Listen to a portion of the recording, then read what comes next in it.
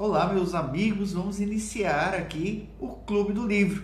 Qual que é o objetivo desses encontros? É a gente partilhar. Sempre me perguntam se eu tenho livros para indicar ou filmes para indicar. Então, qual que é a ideia? Eu trazer um livro no qual a gente possa estar discutindo, aprendendo, expandindo. Então, sempre ele vai ter um fundo de PNL ou de psicanálise. A gente vai trazer sobre a ótica do autor, obviamente, mas eu vou trazer também os meus pontos, aquilo que eu acho.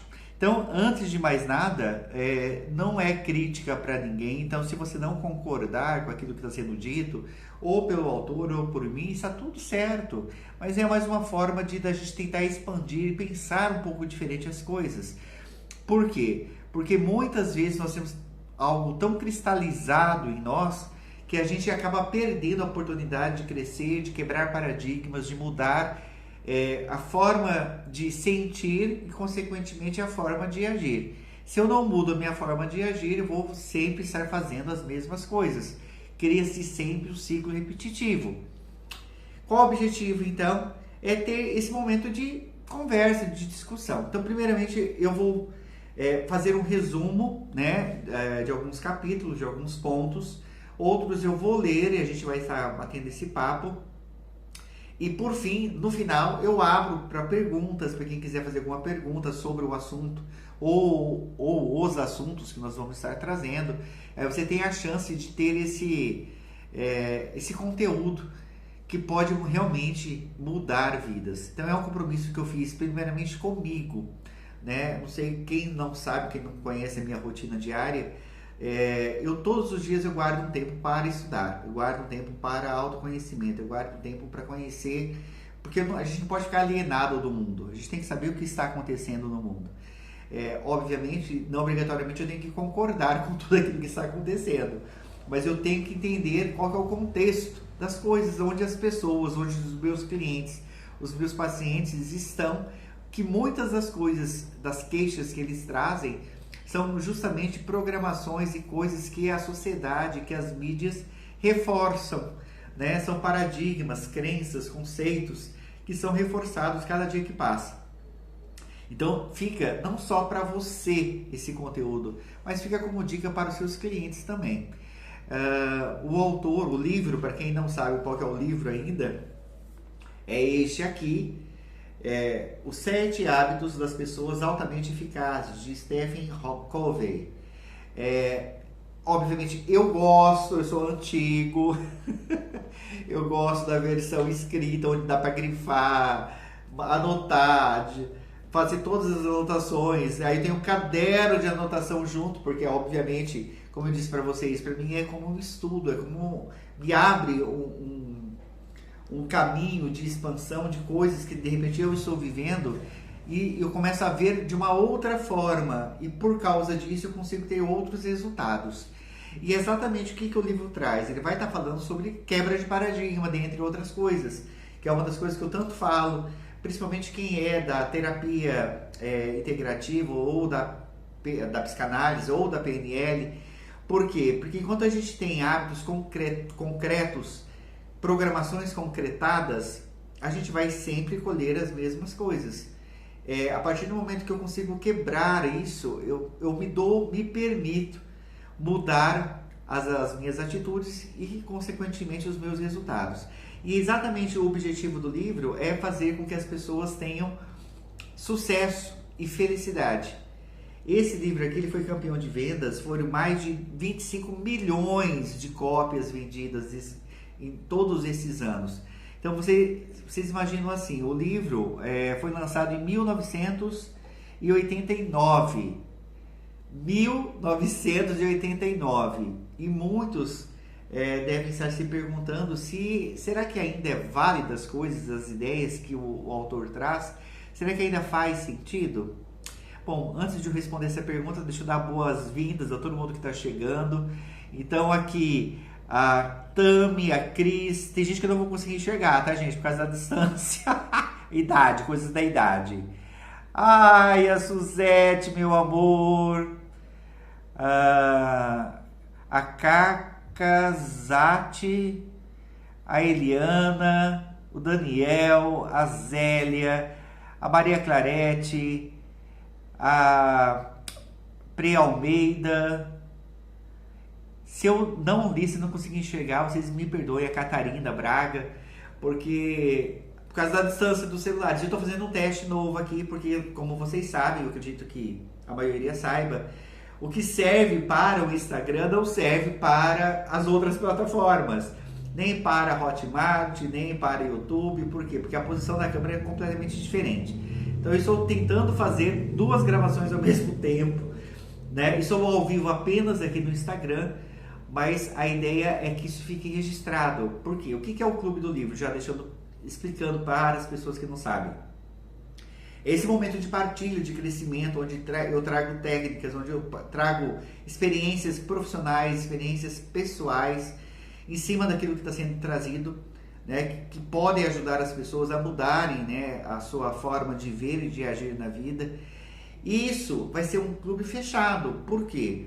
Porque tem uma sequência, né, e é muito complicado a gente fazer isso aberto, onde as pessoas só podem pegar um recorte daquilo que você falou, sem contexto. É o texto sem contexto que acaba virando pretexto para fazer um monte de cagada por aí. Então, até para que seja justo também com as pessoas, então hoje vai ser a única aula aberta. Toda quinta-feira, das 14 às 15h30, até às 16 horas, a gente vai estar trazendo e vai estar discutindo sobre o livro. Se você quiser fazer parte desse Clube do Livro, ele tem um valor que é muito besta, por sinal. É só uma taxa administrativa para dizer que você está comprometido com isso, onde você vai ter acesso à aula ao vivo e à aula gravada. Caso você tenha compromisso às quintas-feiras, esse horário, você pode assistir a qualquer momento. A única diferença é que quem está ao vivo consegue perguntar, consegue fazer as suas colocações ou tirar as suas dúvidas. É só isso. Tá? Nós temos essa assinatura, ela vale por 2 meses. Por quê? Porque esse livro tem apenas, só para vocês entenderem, 432 páginas. Na verdade tem mais, tá? Tem 470, mas aí tem a bibliografia, enfim. Então, 432. A gente vai dividir em 8 encontros. Vai dar mais ou menos aí 60 páginas por encontro. Mas o meu objetivo não é correr com o assunto. O meu objetivo é a gente ter a chance de conversar de maneira tranquila sobre todas as temáticas que ele traz, sobre os problemas que ele traz. E aí volta a pergunta inicial que eu fiz. O link, para quem quiser fazer parte do Clube do Livro, vai ficar aí na descrição. Quem quiser adquirir o livro físico, como eu comprei na Amazon, porque para mim a maneira mais rápida, mais cômoda de entregar é R$40 o livro, se eu não me engano. E eu gosto de grifar, então já para facilitar, eu vou deixar até o link para quem quiser estar adquirindo o livro também, o livro físico. E a pergunta era, um livro de 1989 é atual? Perguntaram isso porque aí o que aconteceu? Pelo grande sucesso desse livro no mundo inteiro, onde ele traz programações neurolinguísticas, onde ele traz alguns pontos de alguns filósofos, traz alguns pontos psicanalíticos. E o autor, só para deixar bem claro, ele é administrador de empresa, é uma pessoa especialista em fazer a empresa decolar, a ter os seus rendimentos mais altos possíveis. E olha que interessante, ele pega essas técnicas todas que ele aprendeu, que ele colocava na empresa, para a vida das pessoas. E a primeira pergunta é, como que isso vai funcionar? Simples, as empresas são feitas de pessoas. Pessoas que não se conhecem, pessoas que não se trabalham, não tem como evoluir na vida. A síntese é fácil de entender isso. Então ele vai trabalhar o quê? A humanidade dessas pessoas dentro da empresa. Então ele vai percebendo nesses anos todos, ele é doutorado em administração, então é uma pessoa tecnicamente extremamente eficaz. Mas ele percebe que se não for trabalhada a parte humana, a parte psíquica, ninguém avança na vida. E aí ele escreve esse livro contando essas experiências. Mas será que ainda é válida as coisas que ele identificou lá atrás? Será que as pessoas continuam nas mesmas coisas? E logo no prefácio do livro, quem escreve esse prefácio, né, e vai justificar, ele vai falar o seguinte: eu me baseei em princípios universais, atemporais e óbvios. Eu não os inventei. simplesmente os identifiquei e organizei. Então, se aquilo é um princípio natural, universal, é um princípio eterno. O homem vai continuar sendo homem, seja lá do século X ou do século XX. Obviamente que culturalmente vai se mudar algumas coisas, mas a forma de se pensar, a forma de se criar estruturas mentais é a mesma. Cada dia mais nós temos mais consciência de como é construído isso. Porém, não importa em que época aconteça, se eu não observar determinados princípios, determinadas leis, a pessoa é o que vai definir se ela vai ter sucesso ou não na vida. Bert Hellinger já traz isso para nós, quando ele fala também dessas leis universais, que você acreditando, você não acreditando, você usando, você não usando, toda vez que você quebra uma lei universal ou um princípio básico da humanidade, você vai arcar com uma consequência, com um preço ser pago. E o preço, obviamente, nunca é barato, né? Nós pagamos com o quê? Com a vida.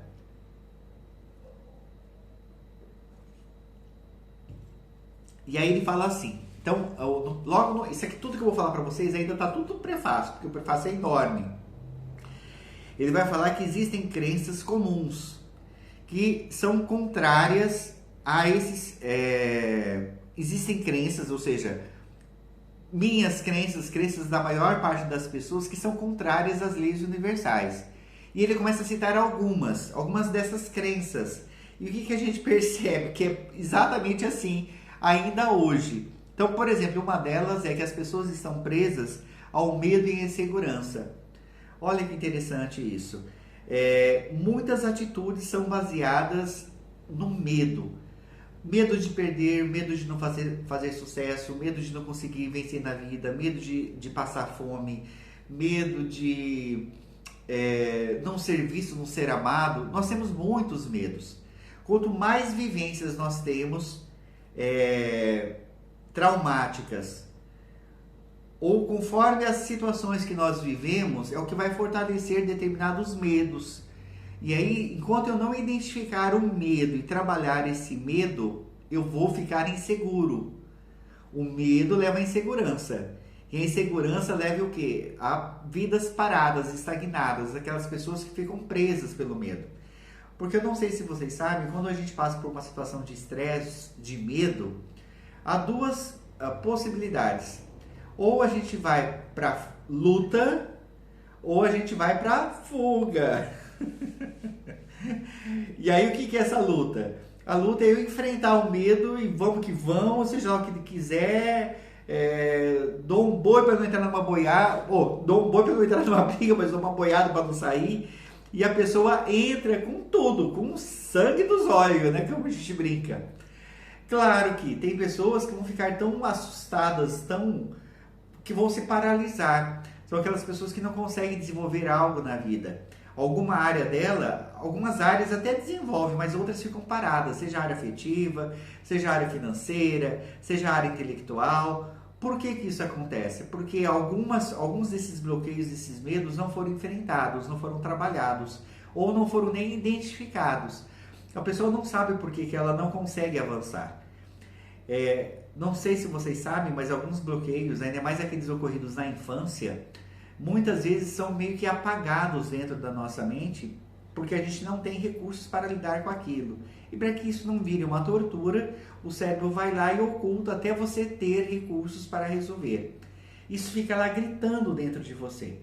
Em algum momento isso vem à tona. E às vezes quando vem à tona, vem em forma de uma doença, porque já se somatizou no corpo, ou vem através de um surto. Então tem muitas possibilidades, muitas explicações para isso. O que seria o interessante? Nós não deixarmos, nós procurarmos recursos para lidarmos com esses medos, para que eles não tenham que vir à tona dessa maneira explosiva, ou através de gatilhos que são tocados em nós. Então tem situações que disparam reações em nós que não são aquilo que seria o nosso normal, o nosso comum. Vou dar um exemplo muito simples. Por exemplo, tem gente que consegue numa discussão manter a pose. Então fala baixo, pensa no que fala, e aquela discussão, você fala assim, nossa, parece que não tem nem sangue a pessoa, porque, meu Deus, porque é o jeito dele encarar o problema. Até alguém apontar o dedinho para ele assim no narizinho dele. E aí ele endoida. Aí vira um demônio a pessoa, né? Por quê? Porque lá nessa pessoa específica, alguém fez isso com ela, ela fez uma leitura de ser humilhada com o dedo apontado e riste. Veio uma cena lá atrás, fazendo isso na frente de todo mundo, e ela se sentiu humilhada, e aquela criança que foi humilhada precisa gritar. E aí a hora que ele então pôs essa criança para tomar conta da cena. Todos nós temos os nossos gatilhos. É claro que quanto mais nós temos consciência desses gatilhos, mais nós podemos trabalhá-los e tirá-los, porque sempre é possível ressignificar. Nós não tiramos, nós ressignificamos. Então, voltando a falar, né, muitos de nós somos mantidos, somos mandados pelos nossos medos e inseguranças. Um outro ponto que ele traz também quero isso agora. O senso de urgência, onde tudo precisa ser feito para ontem. A tecnologia avançou de tal forma no último século que fortalece cada vez mais isso. Tudo tem que ser muito rápido. Por quê? Porque você está pensando, tem alguém que já fez, a máquina já fez. E o tempo todo o homem está como se estivesse correndo atrás da carroça. Como se ele estivesse sempre em estado de atraso. Ainda mais quando ele faz a comparação. Por quê? Porque todo mundo que não é rápido é tido como o quê? Lerdo, incapaz, burro, limitado. Que como se a velocidade fosse algo primordial para a pessoa ser vista e aceita pela sociedade hoje. Pode ser que seja? Então, isso é um ponto de vista, isso também é uma crença. O povo está correndo? Com certeza. Temos essa sensação de atraso? Com certeza. Mas lembrem, é apenas uma sensação, é apenas um ponto de vista, não é uma regra geral. Mas essa sensação de urgência, as crianças também tomaram para isso. Quando quer o quê? Quer agora. Não entendem. Eu estou falando de criança, mas tem muitos adultos que caem na mesma coisa, que não entendem sobre isso. Falam que quer mudar de vida, quer que aconteça um desbloqueio de um trauma sério. E aí procura o profissional, o terapeuta, e quer que você faça isso aqui, ó. E magicamente o negócio se desfaz. Isso não vai acontecer. Por quê? Porque nada, absolutamente nada é instantâneo. Nem miojo. Até miojo que promete ser instantâneo demora 3 minutos. Então, o que eu quero dizer com isso? Mas nós temos o senso de urgência. A pessoa vive 20 anos no trauma e aí ela quer em uma única sessão que aquilo se desfaça. Não vai acontecer. Tudo aquilo que é plantado se leva um tempo para colher. A colheita é certa? Com certeza.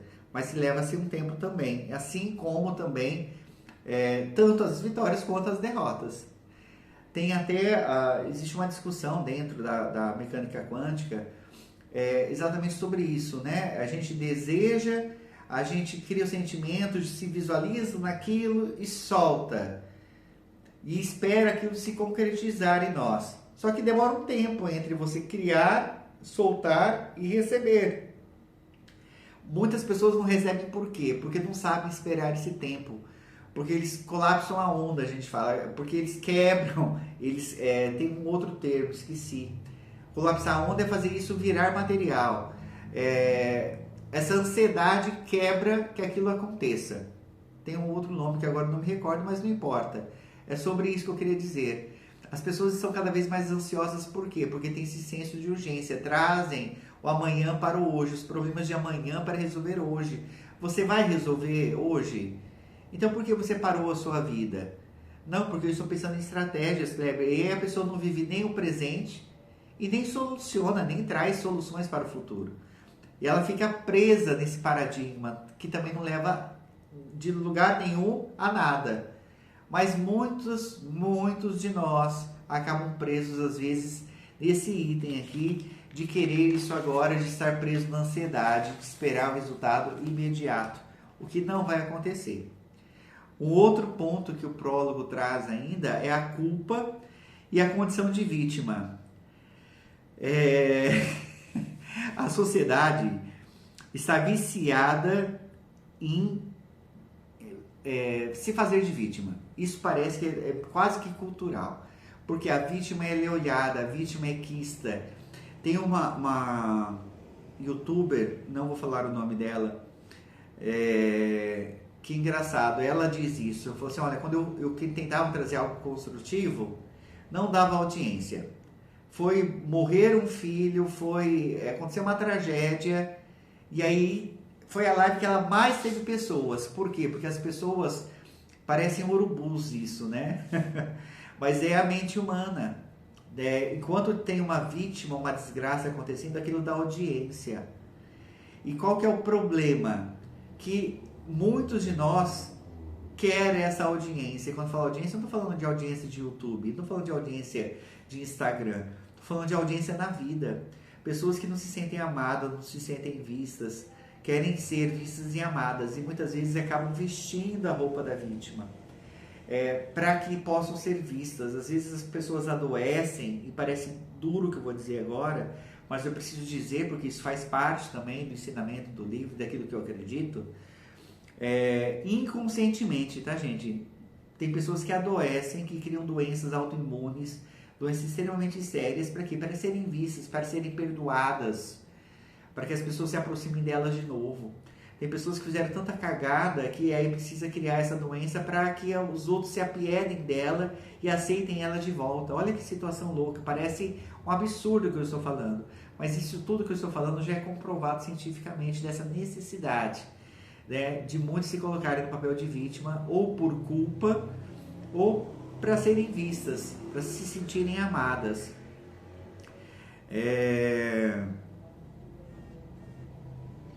Outro ponto que traz aqui é a desesperança. Ainda fala assim no livro, que a desesperança é um dos filhos da culpa. Quem é vítima não é protagonista. E quem não é protagonista fica à mercê do que fazem com ele. Isso é importante nós entendermos também. Por que algumas pessoas não conseguem serem protagonistas da própria vida? O que é ser protagonista da própria vida? Onde ele toma as decisões, onde ela toma as decisões. Não é as pessoas que tomam as decisões por ela ou por ele. Porque enquanto você for vítima, quem vai estar tomando as decisões são os outros. Porque se tem uma vítima, tem um culpado. Se tem um culpado, esse culpado merece o castigo. E eu não tenho que fazer nada. Enquanto eu estiver culpando o governo, estiver culpando as pessoas, esposo, esposa, as pessoas que eu convivo no trabalho, que são culpadas de eu ser amargo, de eu ser triste, de eu ser endividado, seja lá o que for que fizeram, lembre-se que tiveram a sua autorização e a sua permissão. Nada é feito sem a nossa autorização, sem a nossa permissão, ainda que não tenhamos consciência disso. Tudo que acontece com nós mesmos criamos ou permitimos que fosse criado. Então, se sua vida está uma porcaria, e isso eu não falo no sentido de te acusar ou de te diminuir, mas eu falo como um alerta. Se você tem consciência disso, você pode mudar isso. Não enquanto você for a vítima dos outros, aí não tem como mudar. Mas se você é protagonista, você tem. O livro ainda traz sobre a falta de equilíbrio na vida. Como tudo está acelerado, até para se acompanhar os avanços tecnológicos, logo o ser humano faz a opção de sacrificar algo para dar conta. Nossa, tem até uma frase que eu vou falar mais pra frente, que ele cita no livro também. Eu até coloquei hoje no meu story, se não me engano, como uma caixinha de pergunta. Fizeram uma pesquisa, e eu não sei se vocês sabem, eu sou especialista em luto, né, em perdas e luto, e fizeram uma pesquisa, a tanatologia, que é a ciência que estuda isso, ela nasce em cima disso, dessas pesquisas, e pegaram as pessoas que estavam destinadas a morrer, já estavam muito próximas da morte, já tinham sido desenganadas, já estavam em estágio extremamente avançado de morte, e perguntaram para elas se elas queriam mais tempo para trabalhar ou para assistir televisão? É uma pergunta dura, né? Até dói às vezes em nós. Por quê? Porque tem gente que resume a vida nisso. Ou em trabalhar, ou em assistir TV. Ou assistir qualquer outra coisa. Nenhuma delas, obviamente, pediram mais tempo para isso. Todas pediram mais tempo para estar com quem amava. Então presta atenção aonde você tem gastado o seu tempo, gasto o seu tempo, destinado o seu tempo. O que há de mais valioso em nós, o que há de mais importante em nós é o tempo. Nunca esqueça disso.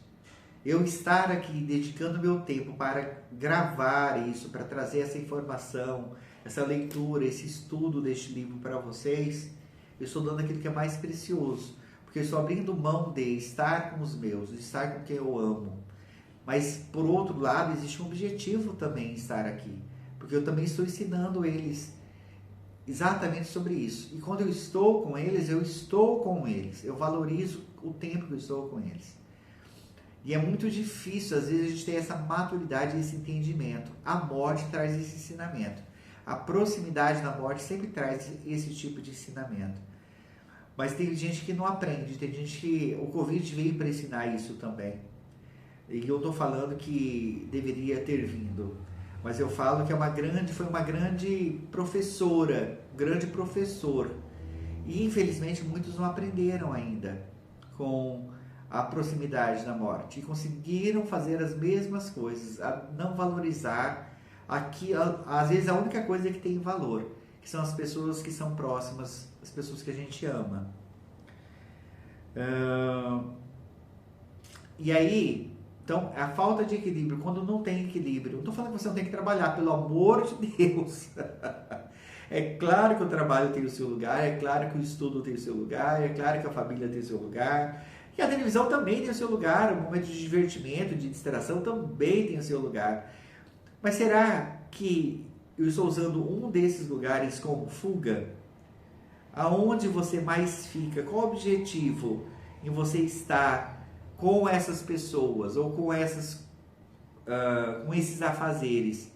Tem gente que foge na igreja, né? Se faz de santo por quê? Porque ele é tão dentro dele ou dela, é tão impune, tão sujo, é tão cheio de pecados, de coisas que ela quer mudar, que ela não suporta, que ela tem que ir para o lugar mais radical possível para tentar se salvar essa alma que para ela já está perdida.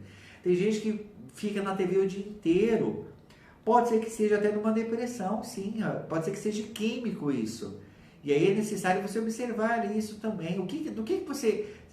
eu estou na TV porque eu não quero, por exemplo, passar roupa, porque eu não quero lavar roupa, porque eu não quero, sei lá, fazer alguma coisa que eu tenho que fazer. E aí eu uso isso para me presentear. Então você até fala, eu mereço. Igual aquela pessoa que compra coisas que não pode e fala assim, mas eu mereço. E acaba criando o quê? Um buraco enorme depois, que não consegue sair. Porque nesse eu mereço, o seu consciente fala que você merece, o teu inconsciente fala, toma! E aí te joga mais para baixo, porque tem coisas que você não quer ver. Enquanto você não quer ver, aquilo vai ficar se repetindo na sua vida, vai ser esfregado assim, na sua cara. Porque é assim que a vida é. Ela é uma grande professora. Não vem as coisas como castigo, elas vêm apenas para nos ensinar. E tem gente que precisa, às vezes, fazer o mesmo ano várias vezes, porque não entendeu a mensagem, não aprendeu. Um outro ponto, né, tirando a parte do equilíbrio, da falta de equilíbrio na vida, que muitos acabam ficando presos nisso, o que eu vou ganhar com isso? É outra coisa também que tem aprofundado muita gente. Tudo tem que ter uma vantagem. Se eu não tiver algo que eu ganho, eu não faço. Aprendemos que a vida é um jogo, que você tem que ganhar, custe o que custar. Seu colega de profissão é o seu concorrente. Nossa, quantas vezes eu ouvi isso? Que eu não deveria entregar material assim, porque o meu concorrente ia copiar, ia fazer. Que faça! Meu Deus, se tiver mais gente propagando a boa mensagem, que faça! Não há concorrência naquilo, porque ele nunca vai ser o Kleber, graças a Deus. Né? Você é único, você é única, não existe concorrência. A minha história de vida pode ser até parecida com a de algumas pessoas. Nós podemos ter fatos parecidos de vida.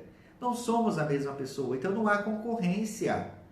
Não há concorrência, não há competição. Tudo, nós somos criados o tempo todo para competirmos e ganharmos.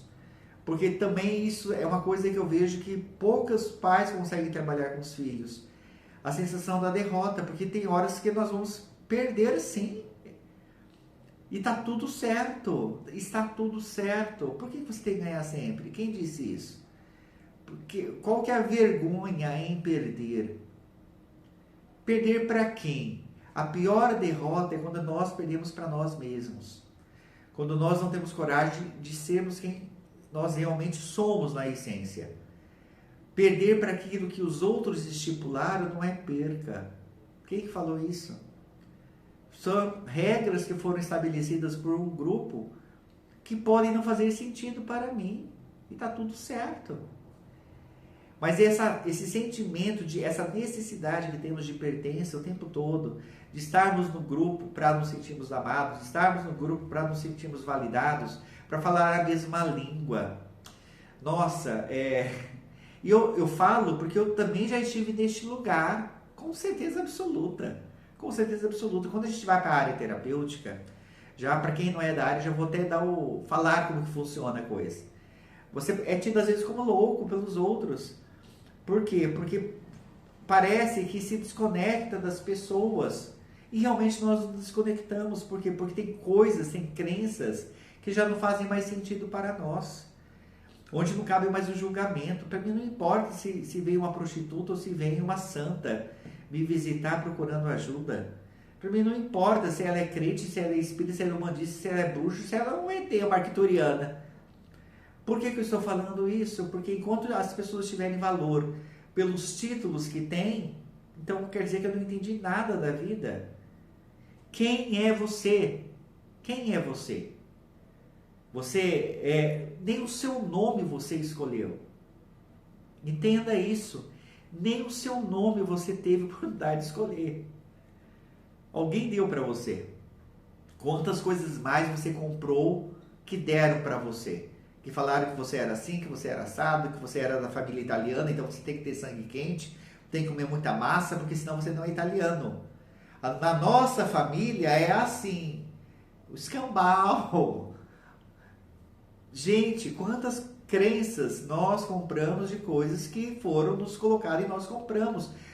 Porque nós nos queríamos sentir pertencentes, nós queríamos ter a nossa tribo. Porque quem não tem a tribo se sente o quê? Desamparado, desolado. Isso no mundo animal, as pessoas que não fazem parte daquele grupo são destinadas à morte. E isso parece que está enraizado, talvez por causa do nosso cérebro reptiliano, não sei, que se nós não fizermos parte de um grupo, nós fatalmente morreremos. Só que o grupo não precisa obrigatoriamente ser um grupo físico. As pessoas que chegam na terapia, que chegam como terapeutas, eu ouço muito eles falarem, finalmente alguém que fala a minha língua. Né? E se para você está fazendo sentido o que eu estou falando, que bom, bem-vindo à tribo. Se para você não faz, tá tudo certo, camarada. A hora que você quiser, se você quiser vir conhecer um pouco mais dessa tribo, de expansão de consciência, de conhecimento, você está muito bem-vindo. Se não, também, como diria Márcia Sensitiva, cai fora, meu chapa! Gente, quando a gente está bem com a gente mesmo, de verdade, o problema do outro é do outro e fica muito nítido isso. Agora, tem gente que quer comprar brigas de outras pessoas que nem sequer querem brigar. Olha que loucura, que fuga é esta também de eu querer comprar brigas de repetição dos outros. Eu não estou falando que a gente não deve ter empatia com o outro. Eu estou falando que tem gente que abre mão da própria vida para resolver os problemas do outro. Isso até numa das aulas que eu gravei de PNL eu digo isso. É muito mais fácil resolver a vida do outro sempre. Por quê? Porque não tem vínculo afetivo nenhum. Né? Assim, no sentido de você estar isento daquele sentimento de ódio, de raiva, de repente que a pessoa está, ou de vergonha, sei lá, porque você está vendo de fora. Tem uma pessoa que eu conheço, vou falar uma para não falar, né, algumas, que tem solução para tudo, meu querido, minha querida. Ah, resolve a tua vida assim, ó, 2 tempos. Pergunta se resolve a dela. Não, porque é mais fácil resolver do outro, porque comprar a briga dos outros é mais fácil às vezes do que ver a minha própria briga, do que a briga comigo mesmo. Esse é o desafio. É sobre isso que eu quero falar com vocês. Ai, vamos lá. Nós aprendemos que temos que ganhar vantagem em tudo. Isso é da nossa cultura até, né? Isso é defendido. Ah, o brasileiro adora tirar vantagem das coisas. Então tem coisas que sim foram entranhadas em nós para nos sentirmos pertencentes como brasileiros. Mas isso não é o Brasil. Isso foi o que foi criado, foi colocado para nós. Eu ser brasileiro é quem nasceu no Brasil. Todos os valores que são às vezes defendidos a unhas e dentes, são valores que de repente não são nem nossos, mas foram colocados como se fizesse parte da nossa cultura. Então, há uma falta de conhecimento, há uma falta de olhar para a própria vida e para o próprio umbigo também. E apenas ser uma pessoa de manada, né, que segue fazendo tudo aquilo que os outros fazem. Dentro da constelação familiar, vamos chamar de má consciência, ou seja, aquela pessoa que age diferente do grupo. Isso não torna ela fora do grupo, ela apenas pensa diferente do grupo. Continuando. Outro ponto que o livro traz, a ânsia de ser compreendido, que tem a ver também com o pertencimento. As pessoas, é muito louco isso. Elas querem ter como que eu posso dizer isso? Cada vez mais se tem menos a escutativa. As pessoas não conseguem ter uma... O que é uma escutativa? É aquela que você presta atenção, que você olha nos olhos da pessoa. Ela está falando, você não está pensando no que você vai falar para ela. Qual a solução do problema que você vai dar para ela? Olha que loucura, gente. Tem pessoas que estão pensando já na solução. Ela nem ouviu o problema inteiro, mas já... eu vou falar isso, eu vou dar tal dica para ela. Larga de ser doida, mulher. Não, escuta, acolhe. Acolhe. Tem gente que só quer desabafar. Só quer saber que tem alguém ouvindo, que tem alguém junto. Alguém que apoia. Às vezes ela não quer a solução do problema, porque às vezes ela sabe a solução do problema. Às vezes ela não quer executar. Não tem coragem para executar. Mas de repente não é esse momento que ela está no momento apenas de ser acolhida de um abraço. Só um abraço. Para de ser a doida da solução. Eu sei que você quer ajudar as pessoas, eu também quero. Mas entenda uma coisa, isso fica para a vida de vocês, principalmente para os terapeutas, agora eu quero falar. Você quer ajudar uma pessoa? Não dá dica para ela, dá terapia. Dá um processo inteiro para ela se entender, para ela se conhecer. Porque essa fatia, esse recorte que você fez, que você vem com a solução, você não sabe o que está por trás, qual a programação que está por trás disso. As pessoas são loucas para soluções mágicas dos seus problemas. No livro ele vai falar, ele vai citar, tem uma frase maravilhosa que eu vou deixar para vocês depois que fala sobre isso. Então, eu vou tentar não me atropelar. Difícil, mas eu vou tentar.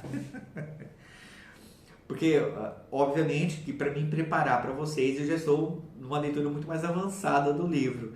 E aí tem coisas tão fantásticas, tem umas sacadas que ele faz, que você fala, nossa, uau, é isso. Ele resume tudo que eu penso numa frase. Então, vai ter muita coisa boa desse clube do livro, muita sacada, muita mudança, muita virada de chave. Então, isso tudo é prefácio, tá? Prefácio do livro. Agora tem a primeira parte do livro que vai falar de paradigmas e princípios, que é fantástico. Isso eu quero ler para vocês, porque eu não quero perder uma linha sequer do que é dito, do jeito que é dito, porque é muito, muito inteligente. Olha que interessante. Quando perguntam, né? Mas será que tudo que foi discutido nesse livro, será que ainda é válido? Aí vocês percebem quais eram as dores da época. E aí são testemunhos de pessoas, são frases de ex-pacientes de terapia ou de pessoas que leram o livro e que trouxeram seus testemunhos. Defini e atingi meus objetivos profissionais e desfruto de um tremendo sucesso em minha carreira. Mas isso me custou a vida pessoal e familiar. Parece que eu não conheço mais minha mulher e meus filhos. Nem mesmo sei se ainda conheço a mim mesmo. Ou o que realmente importa para mim. Fico me perguntando, valeu a pena? Essa é uma dor. Outra dor. Comecei um novo regime, o 5º, só este ano. Sei que estou gordo, tão familiar, e desejo sinceramente mudar isso. Estudei todas as novas informações, estabeleci metas, assumi uma atitude mental positiva, dizendo eu posso conseguir, mas não consegui. Depois de algumas semanas, relaxei. Pelo jeito, sou incapaz de manter uma promessa feita por mim mesmo, a mim mesmo. Outra dor. Fiz vários cursos para aumentar a eficácia dos meus métodos de treinamento de pessoal. Eu espero muito de meus funcionários e faço o possível para ser cordial e justo com todos. Mas não percebo nenhuma lealdade da parte deles. Se eu ficasse em casa um dia, doente, acho que passaria todo o tempo batendo papo, tomando café. Porque não consigo treiná-los para que sejam independentes e responsáveis, nem encontrar outros que o sejam. Outra dor. Meu filho adolescente é rebelde e toma drogas. Por mais que eu tente, ele não me dá ouvidos. O que eu posso fazer? Outra dor. Tenho tanto a fazer, nunca dá tempo. Eu me sinto pressionado e tenso o dia inteiro, 7 dias por semana. Compareci a seminários sobre organização de tempo e tentei meia dúzia de sistemas de planejamentos diferentes. Eles ajudaram um pouco, mas ainda assim eu percebo que não tenho a vida feliz, produtiva e pacífica que eu gostaria. Outro problema. Gostaria de ensinar aos meus filhos o valor do trabalho, mas sou obrigado a supervisionar cada movimento se quiser que eles façam alguma tarefa e aguardar reclamações o tempo todo. Acabo fazendo tudo sozinho. É mais fácil, porque as crianças não conseguem fazer suas tarefas com alegria, sem serem forçadas. Faz sentido para vocês? Vou ler outro. Vivo ocupado, muito ocupado. Mas de vez em quando penso se minhas atividades atuais farão alguma diferença a longo prazo. Gostaria muito de pensar que minha vida tem algum sentido, que as coisas são de certo modo diferentes por causa da minha presença. Outra. Quando meus amigos e parentes conseguem um certo grau de sucesso ou recebem algum reconhecimento, eu os congratulo com entusiasmo, mas no fundo eu fico remoendo o despeito. Por que me sinto assim? Outro. Tenho uma personalidade forte. Sei que em praticamente todas as interações posso controlar o desfecho. Quase o tempo todo, consigo até influenciar as pessoas para que se apresentem a solução que eu desejo. Reflito sobre cada situação e realmente sinto que as ideias que me ocorrem são usualmente as melhores para todos. Mas fico constrangido. Sempre imagino que os outros realmente acham de mim e de minhas ideias. E a última, meu casamento empacou. Nós não brigamos nem discutimos. Simplesmente não nos amamos mais. Fizemos terapia de casal.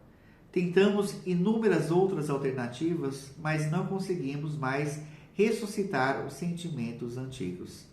Estes são problemas sérios, dolorosos, problemas que não podem ser resolvidos por paliativos e imediatos.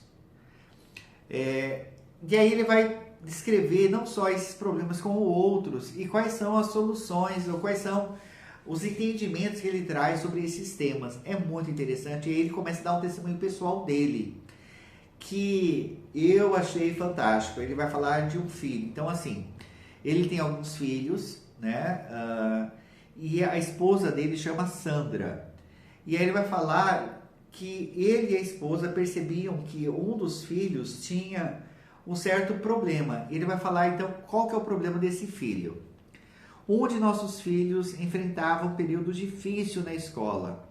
Ia mal nos estudos, não sabia nem mesmo seguir as instruções para fazer as provas. Como poderia ir bem nelas? Socialmente era imaturo, criando constrangimentos frequentes para a família.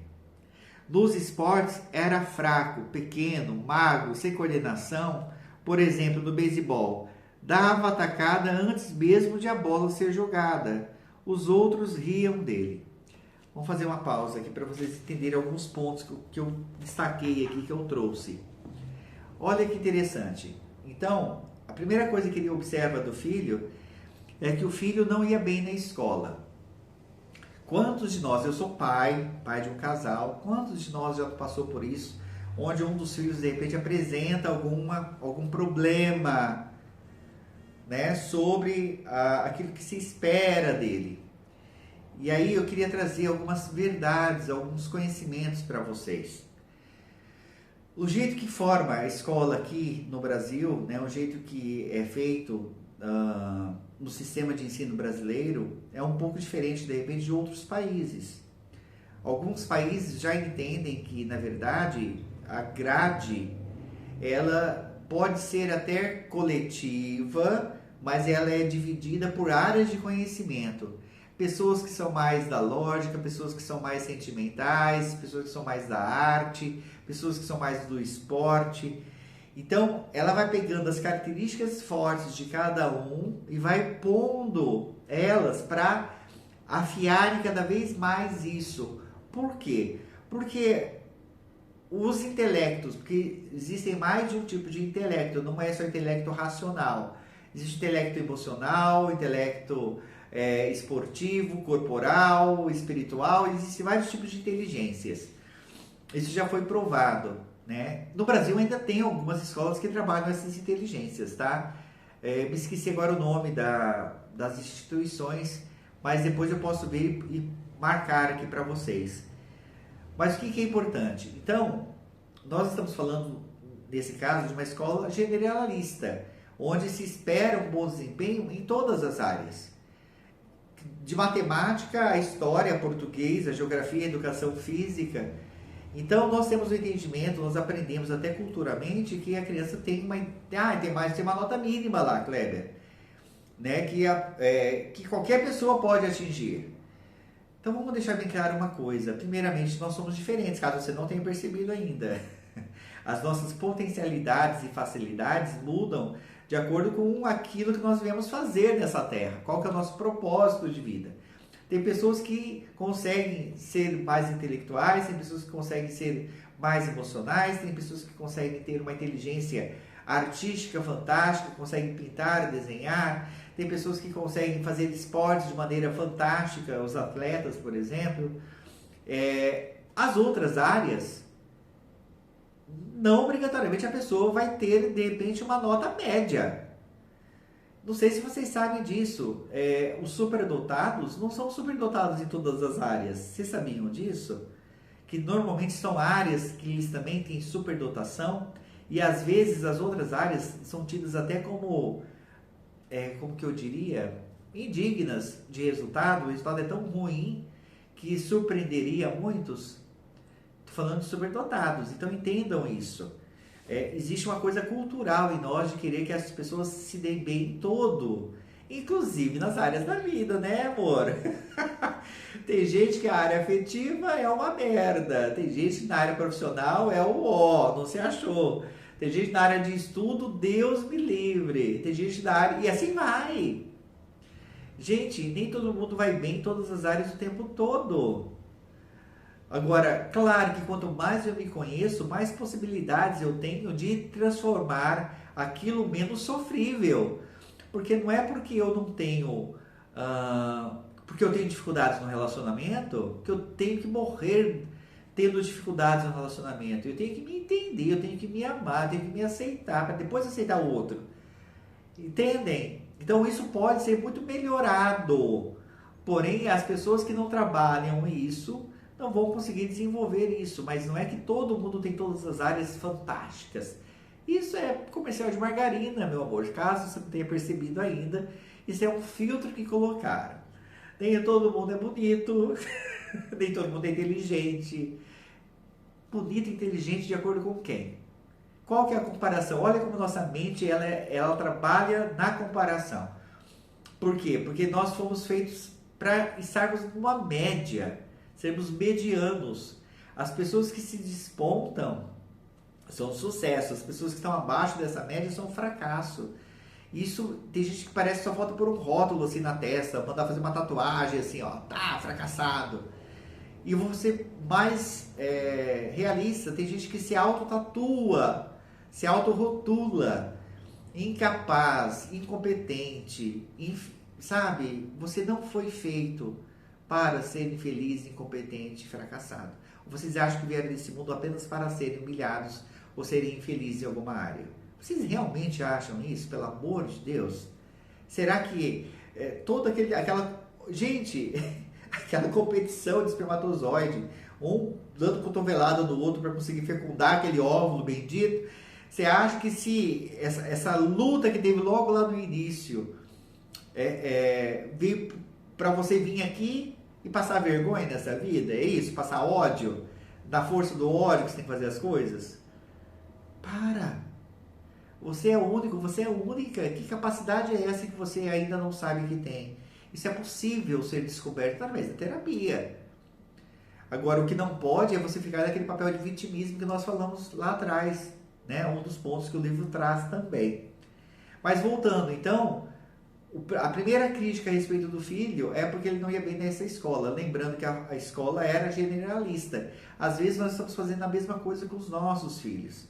E aí ele não está atingindo a média que se espera dele. Mas lembra-se que essa média foi criada. Ninguém veio com uma régua para medir. E nós, pais, temos a leitura que é feita é que os pais falharam, fracassaram com o filho que não consegue que não consegue alcançar a média. Às vezes, o esforço dos pais, a briga dos pais, não é porque os filhos estão na média ou estão abaixo dessa média, é porque eles estão sendo julgados abaixo da média, inconscientemente. Às vezes os pais brigam, olha que interessante isso que eu vou dizer. Eu sei que tem gente que vai se incomodar e vai me xingar muito. E tá tudo certo, tô aqui para isso. Tem gente que briga com os filhos para ir bem na escola, porque na época deles eles também não iam.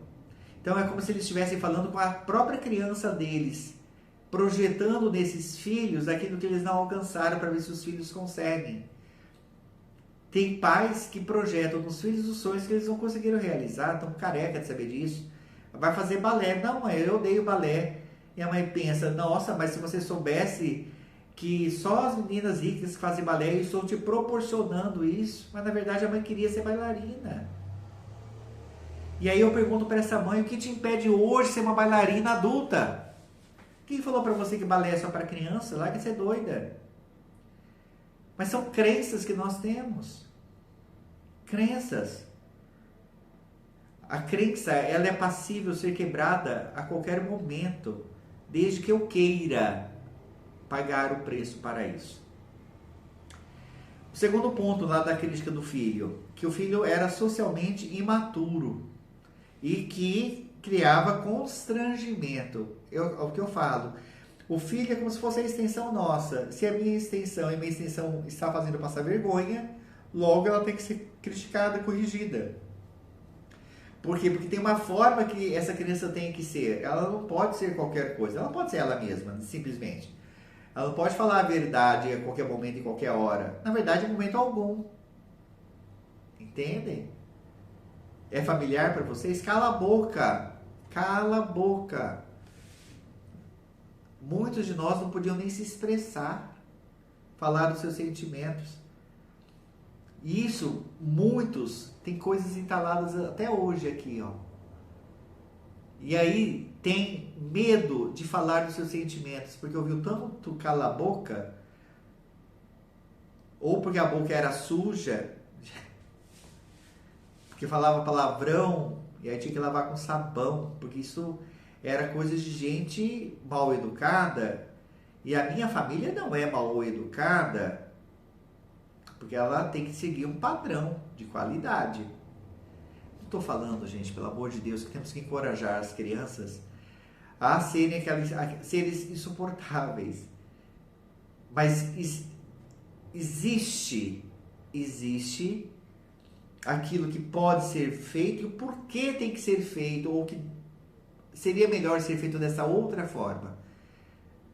A gente percebe-se que dessa última geração se explica-se o porquê dos não. Antigamente nem se explicava. Falava não, nem se falava. Se olhava feio, a pessoa já não fazia, a criança não fazia, não sabia nem porquê. Que aprendizado que tinha, né? E por fim, o menino não ia bem no beisebol. Como que ele pode não ir bem no beisebol se o pai era jogador de beisebol, se o avô jogava beisebol, o bisavô jogava beisebol, aquilo que eu falei da má consciência? Não, se você faz parte dessa família, você tem que seguir o ritmo, meu filho. Ou todo mundo joga futebol, ou você vai jogar futebol. Aí nasce um bailarino. Ai, meu filho. Tá full da vida. Por quê? Porque ele tem que ser aquilo que falaram, que ele tem que ser, que estipularam. Os meninos dessa família são, e as meninas fazem, e os homens fazem isso, e as mulheres fazem aquilo. Então, é óbvio que numa tentativa de se corrigir os excessos antigos, foram para o lado oposto, da banalização, onde muitos se perderam também a identidade nesse ponto que você pode ser qualquer coisa. Não, você não pode ser qualquer coisa, porque você é uma coisa só. A sua essência é uma só. Nós podemos, entre aspas, fazer qualquer coisa, mas nem tudo vai ficar bom, porque a minha essência, a minha qualidade, os meus dons é de um determinado tipo. Entendem isso? Tá, aí continua aqui a crítica a respeito do filho. Tentamos estimulá-lo por meio de uma postura mental positiva. Vamos lá, filho, você vai conseguir. Sei que vai. Não parece uma coisa legal? Uma coisa positiva? Será que nós estamos realmente ajudando os nossos filhos? Quando a gente fica falando, incentivando, não, você é inteligente, você... De repente a criança... Duas coisas que eu quero puxar aqui. Às vezes realmente ela tem um problema intelectual e os pais não querem ver. Isso também é comum. Como o oposto também é verdadeiro. Tudo é doença. Tudo é estigma. Todo mundo tem TDAH, todo mundo tem déficit de atenção, todo mundo... E aí se rotula, né? Déficit de atenção, e não sei o quê, não sei o quê. Por quê? Porque se dá nome, é mais fácil se dar nome do que se trabalhar aquilo. É importante o nome, porque o remédio, se tem um nome, tem um remédio que vai solucionar aquilo em tese. Mas se não tem o nome, não tem o remédio. Mas será que realmente o remédio que está se tomando, nomearam a coisa certa para dar o remédio certo? O objetivo, gente, é fazer vocês pensarem fora da caixa. Tá? Eu não estou falando que existe certo ou errado. Mas será que muitos dessas tentativas de fazer o melhor para o filho, de ajudar os filhos, a gente também não tem os ouvido porque a gente sabe de tudo? Ou a gente vai atrás de todo mundo, menos do que a criança realmente tem para dizer? Porque a resposta está nela. Às vezes o que ela quer é só atenção. Vocês já pararam para pensar nisso? Que às vezes uma criança problemática é porque ela precisa de atenção, ela quer chamar a sua atenção, ela quer ser vista, ela quer ser amada, ela quer ser acarinhada.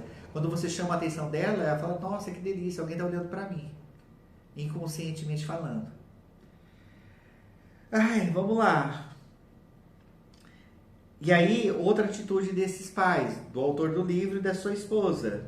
Quando as outras pessoas riam, nós os repreendíamos. Deixe o menino em paz, parem de aborrecê-lo, ele ainda está aprendendo. E o nosso filho chorava e insistia em dizer que nunca aprenderia e que de qualquer maneira ele não gostava mesmo de beisebol. Gente, são fatos tão reais, tão próximos a nós. Quem nunca passou por essa situação? Né? Eu mesmo, misericórdia. Eu sempre falava, olha, você pode dar um burro em mim, mas não rela no meu filho ou na minha filha. Aí você está comprando briga, você não tem nem noção do que a gente vira. Né? Porque está em nós essa proteção. Está em nós essa proteção. O problema é que a gente errou a mão muitas vezes. Tem duas frases que eu vou falar que você vai entender o significado. Passarinho que não é jogado no ninho não aprende a voar. Vou repetir. Passarinho que não é jogado do ninho não aprende a voar. Já pensou uma águia super protetora e fala assim, não, meu queridinho, fica aqui, fica aqui, fica. De repente está uma águia do tamanho dela e não sabe voar. Está dependendo dela. Por quê? Porque a mãe queria proteger, mas ela errou a mão, ela errou a medida, errou o tempo. Uma outra frase, lagarta que não rompe o seu próprio casulo, morre lagarta. Entende? Só vira borboleta se a própria lagarta, na hora que se ela não rasga o casulo, a asa não tem força e ela nunca vai conseguir ser uma borboleta. E ela morre. Então, por que eu estou trazendo tudo isso para vocês? Será que nós também não estamos super protegendo os nossos filhos? O que o autor percebe? Que aí ele vai atrás, ele vai estudar a respeito, para ver como que ele poderia ajudar. Ele ajudava multinacionais com palestras, com formação de pessoal. Como que ele não tinha sucesso dentro de casa? Com um filho. E aí, então, nesse estudo todo, o que ele percebeu? Ele percebeu que quem tinha que mudar, na verdade, eram eles como pais. Os pensamentos deles como pais. E não a criança. Porque a criança, ela está sendo criança. Ela está fazendo aquilo que ela sabe fazer. Então, por que eu estou falando isso? Será que a visão a respeito do seu filho está correta? Eu conheço pais que jogam uma culpa tão forte em cima deles, que os filhos são daquela forma, porque eles fizeram isso, fizeram aquilo, fizeram aquele outro. E aí, nessa tentativa de apagar essa culpa, eles assumem qualquer papel de dor, de tortura, como se fosse para expurgar essa culpa, a culpa que eles trazem. Filhos que têm, pais que têm filhos drogados, meu Deus, eles se torturam. Aonde foi que eu errei? Pode ser que não tenham dado afeto, pode ser que... Pode ser mil coisas. Pode ser, realmente pode ser. Ainda assim, todos nós temos autonomia para tomarmos as melhores escolhas. Não é porque eu fui para a droga que eu tenho que morrer na droga, senão não havia recuperados. Entendem? Enquanto tiver um pai e uma mãe protegendo esses filhos, como que eles vão crescer e mudar de opinião? E é fácil? Não, não é fácil. Essa luta deles com eles mesmos, desses pais, o autor do livro, ele vai relatar isso um pouco depois, que não foi fácil, que foi essa quebra de paradigma. A gente vai estar falando daqui a pouquinho sobre essa quebra de paradigma também, mas o que é importante? É necessário uma nova construção, e essa nova construção vai tempo, vai esforço, e as pessoas não querem ter esforço, mas querem resultado. E aí o livro vai continuar falando sobre paradigmas, o poder de um paradigma, que é o hábito, paradigma é um padrão, tá? É a lente que eu vejo o mundo, é como eu vejo o mundo, através de uma lente, ó, literalmente. O paradigma são as lentes, são as minhas crenças, é o jeito que eu aprendi a ver determinadas situações, não que obrigatoriamente as coisas aconteçam daquela forma. Quando eu percebo que é apenas um jeito, eu posso mudar o meu óculos e mudar o jeito de eu ver. Só que para isso eu preciso trocar, eu preciso quebrar essa lente e pôr uma outra. E como que se faz isso? E aí ele vai falar que existem leis universais. Que quando essas leis são quebradas, vai ter uma consequência. Porém, enquanto eu estiver com o meu óculos, vendo as coisas com a minha lei, eu vou sempre bater de frente com a outra lei, que é a lei verdadeira. E aí vai ter um preço a ser pago. Então vamos lá. Até ele dá alguns exemplos de pessoas que quebraram o paradigma e pagaram o preço. Por quê? Porque quando a gente fala de crença, eram mais crenças coletivas, né? Ptolomeu, ele defendia que a Terra era o centro do universo. Aí vem Copérnico e vai falar, não, o centro do universo é o Sol. Meu Deus, Copérnico quase foi morto. Foi preso, foi perseguido, aconteceu de tudo com ele. Por quê? Porque ele veio quebrar o paradigma, que as pessoas já estavam acostumadas a pensar daquela forma. Mas quando a gente não quebra, vai ter consequência. Por quê? Porque o paradigma, não obrigatoriamente, é essa verdade universal, é essa lei universal. Às vezes, nós temos leis universais que nós compramos para nós, mas nem todas as atitudes estão baseadas nessas leis. E aí é a hora que a coisa pega. Então, ele dá até alguns exemplos, ó. Esse exemplo é meio pesadinho, mas vamos lá. Ele fala que ele estava no vagão um dia, e o vagão estava tranquilo, todo mundo sentadinho, quietinho, não tinha conversa, estava gostoso. De repente entra um homem com crianças nesse vagão. O homem senta do lado do autor do livro, estava vago, ele senta, abaixa a cabeça e fecha o olho, e as crianças incendeiam o vagão.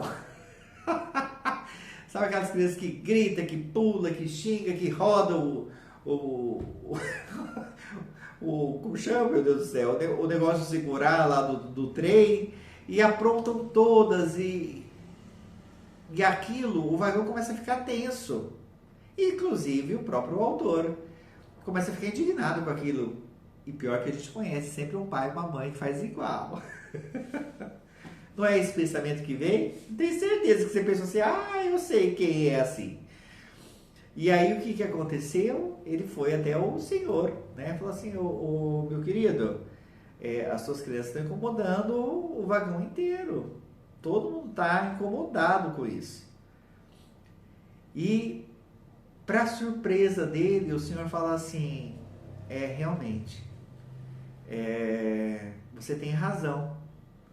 É que eu acabei de sair do hospital porque a mãe deles morreu faz 1 hora. E eu não estou sabendo lidar com isso, e pelo jeito nem eles.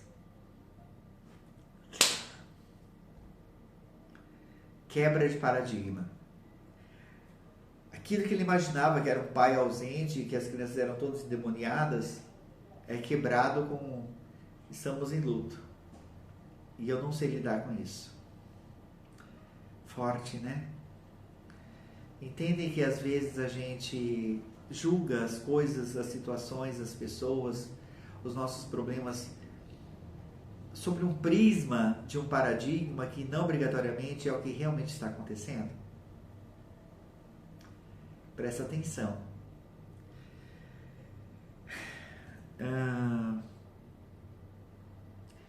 Tem um filósofo, um escritor que diz assim, chama Thoriau, Thoreau.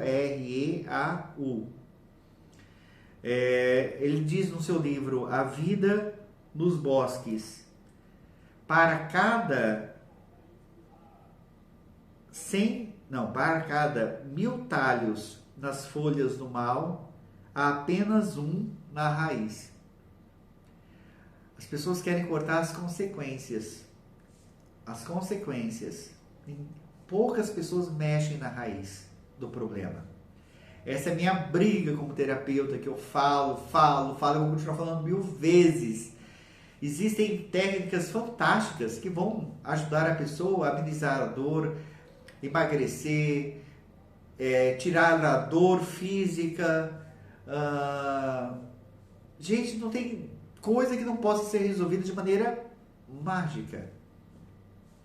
Nenhuma delas permanece enquanto não se tratar a raiz do problema. O problema vai sempre voltar, porque ele não foi mexido na sua raiz. Você pode montar gráficos de radiestesia para dores, por exemplo, e vai ter um resultado muito bom. Agora, a dor vai sempre voltar em algum momento se não for tratada a raiz. Os chakras se desequilibram, se não for tratada a raiz, eles vão continuar se desequilibrando com o tempo. Então, não adianta você usar biográficos para tratar as consequências enquanto você não fizer um gráfico para tratar a raiz. Tá bom? Só podemos mudar... Ixi, isso aqui também Só podemos mudar o que vemos se mudarmos o que somos. Olha que coisa fantástica. Não existe mudança de visão se eu não mudar as minhas crenças, se eu não me quebrar por inteiro. Então, lembra que eu falei para vocês que eu vim de uma crença extremamente radical, religiosa, e aí a visão que eu tinha de poder ajudar as pessoas é lembrá-las sobre o inferno, e o inferno estava em muitos lugares. Quando você entende e muda o seu jeito de ver, a minha vontade continua a ajudar as pessoas. Não por causa do inferno, porque o inferno ela faz aqui. Hoje essa é a minha visão. Você pode fazer da sua vida um inferno agora. E aí eu não estou nem falando se existe inferno depois da morte ou não. Porque tudo que eu faço agora, eu já colho aqui mesmo. Não estou falando que depois não tenha. Pode ter, pode não ter, não importa. Mas se eu estou vivendo o inferno agora, será que eu devo mudar agora meu jeito de ver as coisas? E aí, para isso, tem que mudar. Então, eu só mudo a visão se eu mudar quem eu sou. É mais profundo, entendem? Tem um outro exemplo maravilhoso que ele dá também. É bem humorado também, o autor, como eu, por isso que a gente se identificou, né? Por isso que deu match, porque ele dá uns exemplos fantásticos. Diz que estavam no oceano, tá? No navio de guerra, por sinal, uma neblina muito grossa, muito fechada. E em certo ponto, né, que está esse navio, ele vê uma luz contrária acender. E aí ele grita para o capitão, né, na proa, capitão, tem uma luz na nossa frente. E aí o capitão pensa, é um barco que está vindo em direção contrária, vamos colidir. E ele fala, comunique o barco.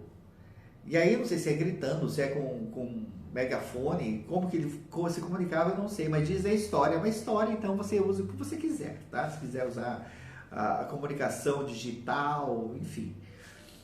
E a comunicação era a seguinte, mande a seguinte mensagem para eles. Eu vou até ler, porque é muito engraçado.